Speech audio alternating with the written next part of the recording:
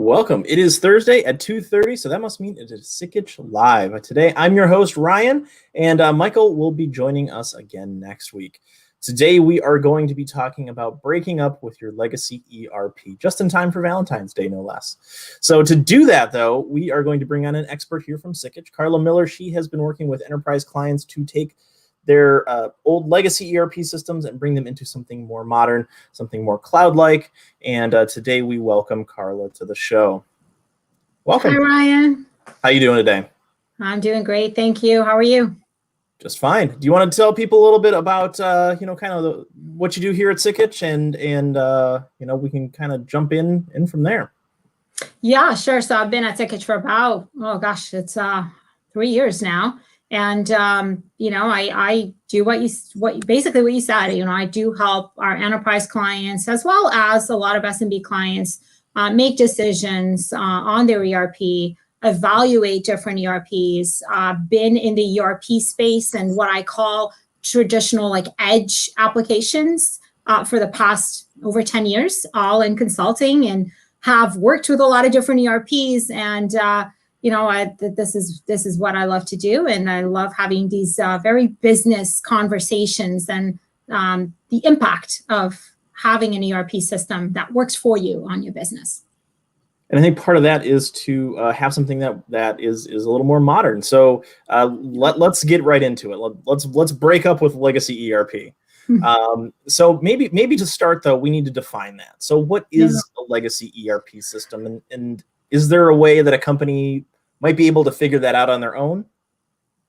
Yeah, I mean, there's lots of ways you can go with that definition or with that question, right? But I mean, the short answer is anything that's not cloud is considered within a technology consulting world to be a legacy system. Cloud is the way of the future, and any technology, ERP, and other applications that are still on-premise, right, are technically considered legacy. You can expand that, and I would challenge organizations to look at whether their ERP is legacy, not just by that definition, but whether or not it is working for them. Is it presenting a level of or certain limitations to their business goals in pursuing or accomplishing their business goals? Then the answer may still be yes for you. Most likely it's not on the cloud anyway, but even if it all seems like it's working for you today, it still may be time to look at breaking up with your legacy ERP simply because of the fact that it's not working for you. Okay, so it's a broad definition is what I'm hearing. Yes. Is that, on-prem for sure, yes, 100%, that is legacy ERP. But there's also some room to expand the definition if something's just not working right, something that you just don't anticipate it, which I think is an important distinction when talking about legacy ERP because, I think this lends into the kind of the next question here is there been a lot of disruptions to the kind of global business, global life, everything like that. So what are some of the disruptors that can cause some unnecessary stress for companies that likely stem from having this legacy system?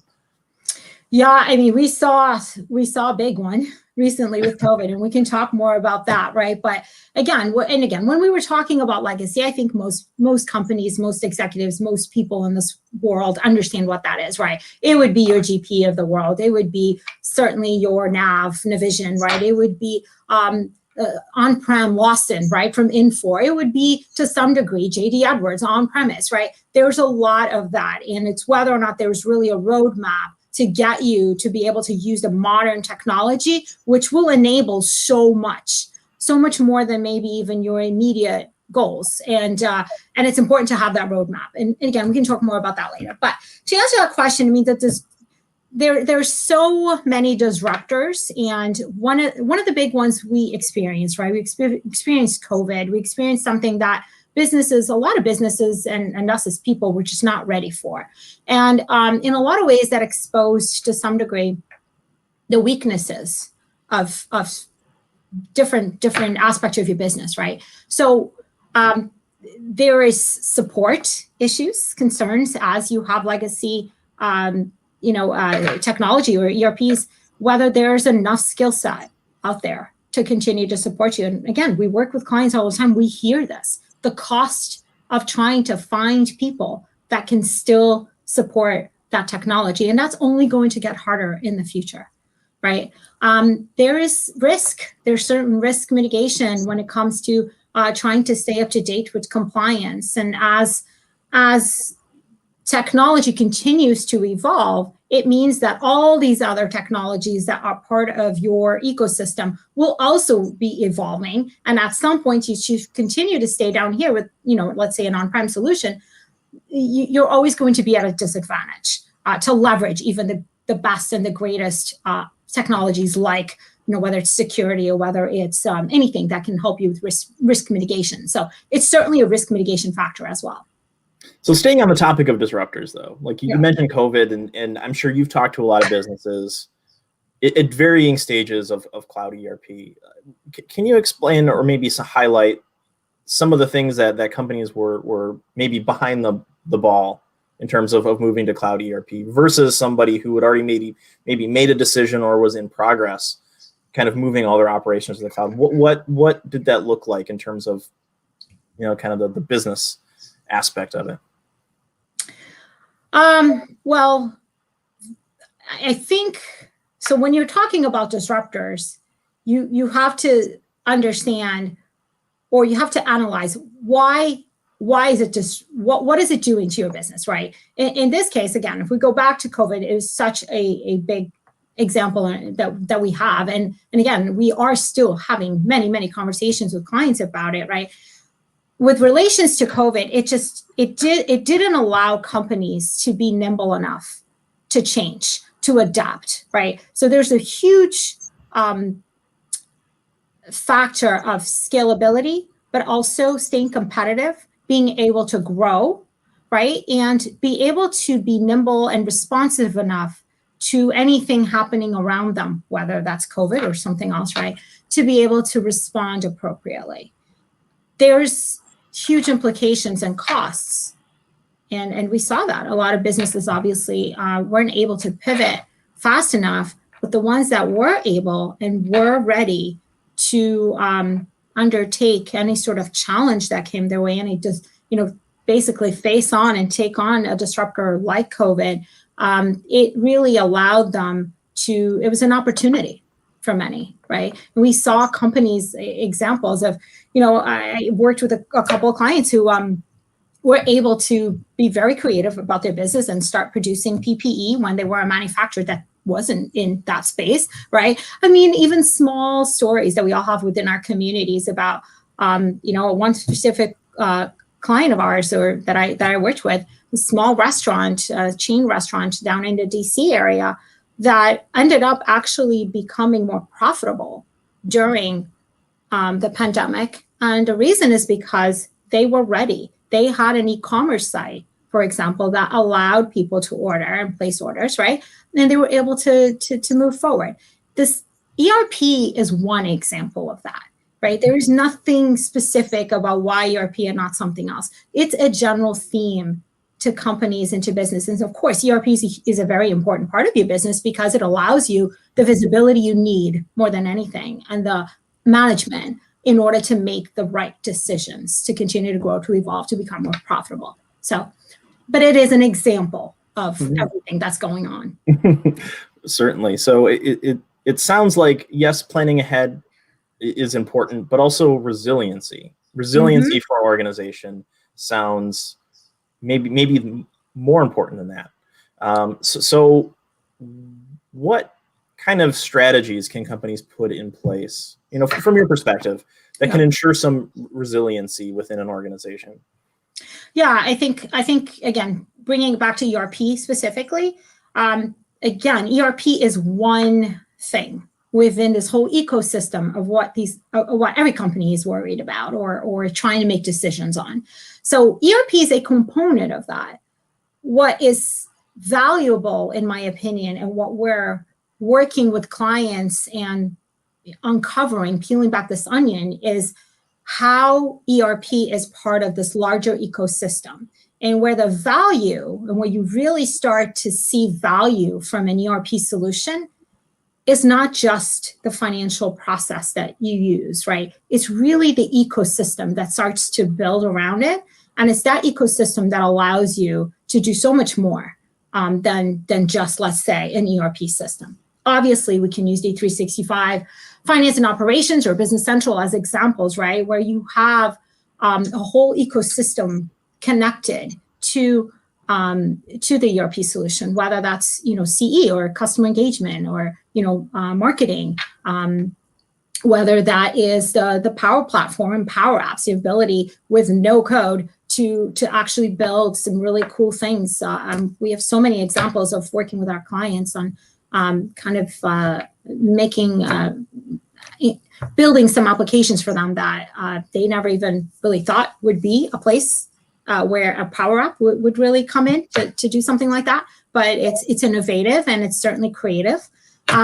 Things like automation, and we see that a lot, and we're having a lot of discussions these days with manufacturing and how to automate the shop floor, right? And we've seen really cool things about how with the HoloLens from Microsoft, you can literally, we have one specific prospect client that we were working with, and they were able to, there was a machine on the shop floor that broke, and they're through virtual reality, we're able to actually fix that machine on the fly. I mean, really cool. We got to kind of see that, business intelligence, yes, it gets thrown around all the time, but you know what? That is the key to making business decisions. If you're not able to see, and it's not just your financial data, it's your entire business data, operations, sales, all of it.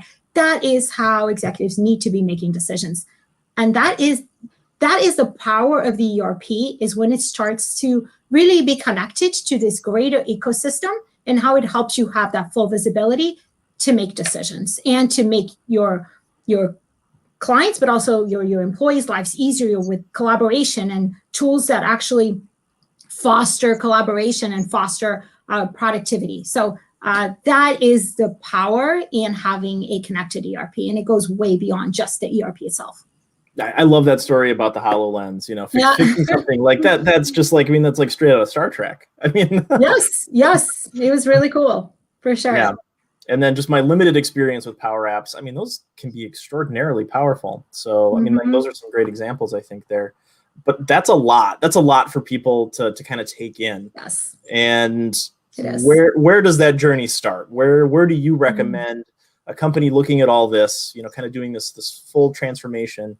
How do they get started with breaking up with that legacy ERP? Yeah, so everything starts with a plan. I can't emphasize that enough. I highly recommend every company needs to start with an internal review and set some goals and a vision of where they want their business to go. That vision, or everything that you will work with, whether it's with us or an ERP or another vendor, software vendor, it doesn't matter. Everything is going to have to go back to that plan. That plan starts it all, and it sets your vision, it sets your goals. From that plan, once that plan is built, we work with clients all the time to start breaking it apart and taking consumable steps. The next step on that would really be to engage with someone like Sikich and build a roadmap around that vision. Now, that vision can be much greater, and the roadmap can be just a technology roadmap, but that technology roadmap needs to reflect the vision that you've put forth for your business. So the technology roadmap is important because it allows you to make decisions that are not going to be siloed decisions that could have a potentially negative impact later on if you didn't consider something. So that is a very important step. That does not mean that you're going to do it all at once, right? No, that's where priorities start to come in. Where is the greater ROI? Where's the greater, whether it's risk, it depends on what you're trying to prioritize. We work with you to build that roadmap and start to make decisions on where the priorities are, what we're going to do first. And then from there, it just becomes a progression. It becomes a roadmap that's executable with priorities, and we work with you to make those priorities and that roadmap come to life with specific steps, with phased approaches, whatever makes sense. We work that out with our clients, and we execute on it. And it sounds like that roadmap kind of builds in some, maybe circling back to earlier in the conversation, some resiliency in there. I mean, business conditions can change at any given time, so having that resiliency sounds like a solid thing. And it allows you to have visibility, and more than anything, it's we've seen this time and time again, and how certain decisions were made based on the immediate near future needs that ended up having pretty big impact on what they were able to do later on. So having a plan and having a roadmap reflecting that vision, that goal, those plans ensures you that you are thinking overall, and you are not making decisions siloed. You are thinking about the intricacies between how these technologies need to support each other and support your goals in your business.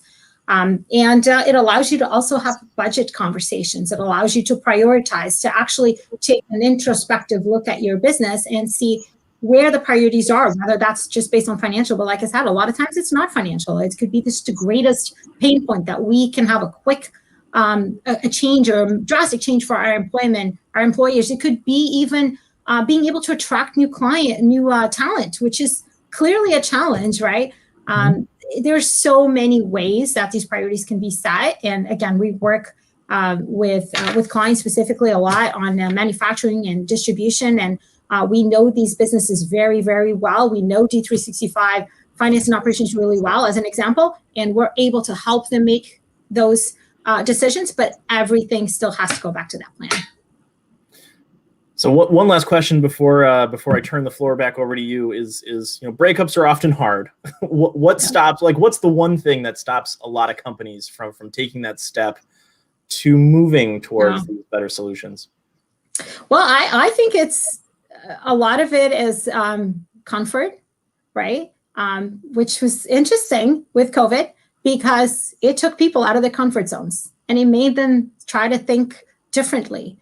So I see it as it actually was maybe an opportunity for a lot of companies, but certainly taking themselves out of the comfort zone.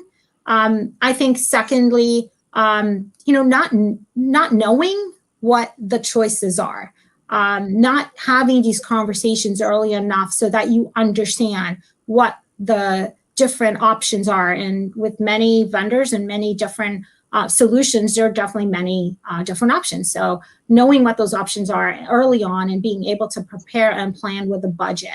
A lot of times that's just not happening, and it's out of lack of time, lack of just maybe fear to some degree of change. That's certainly a big one. So I think those are probably the two biggest ones that we see, is just the comfort level of just doing nothing is sometimes easier, right? And then just not having a good enough understanding of what your options are and what the budget could be for these different options, and how even a phased approach could meet your needs, right? Not having that knowledge to be able to, have a plan to finally make some changes. And it sounds like, there's a whole wide, based on what you were talking about, there's a whole wide range of things that we can, help people address. Yes.